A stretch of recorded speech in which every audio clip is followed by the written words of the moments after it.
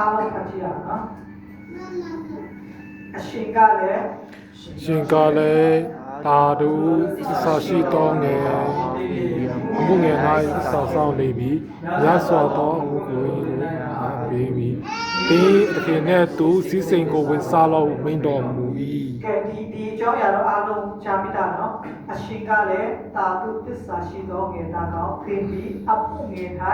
သစ္စာဆောင်နေပြီးများစွာသောအမှုအခုကိုတင်ထိုက်ငါအပေးပြီးတင်ဤတခင်နဲ့အတူစီးစိမ်ကိုဝင်စားလို့ဟုမိန့်တော်မူ၏ဒီချပိုက်က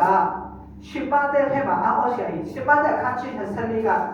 ဘေးပါလေနောက်ဆုံးသောကာလကိုယေရှုကိုယ်တိုင်က prophet ပြုတဲ့စကားဖြစ်တယ်ရှင်ပါတဲ့အခန်းချင်း24မှာရှင်ပါတဲ့အခန်းချင်း25ကိုအစကဘာနဲ့စတယ်ဆိုလို့ရှိရင်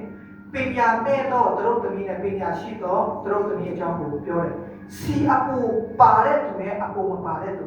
အဲ့ဒီရဲ့ပုံဥပမာကိုပြောပြီးမှသစ္စာရှိကိုပြောခြင်းဖြစ်ပါတယ်အဲ့ခါကျတော့ကျွန်တော်ရဲ့ဒီဖျားပေးတဲ့ယူပါယုံအားဖြင့်ကျွန်တော်ဒီစိတ်ကိုရုပ်တရက်ရည်လာတဲ့ခါမှာဆရာစောယူဆက်ဆိုတာဒီမှာမလေးချောက်ဖို့သူကအချိန်ရွေးသူ့ဖက်ပါလာဖို့ကျွန်တော်ခေါ်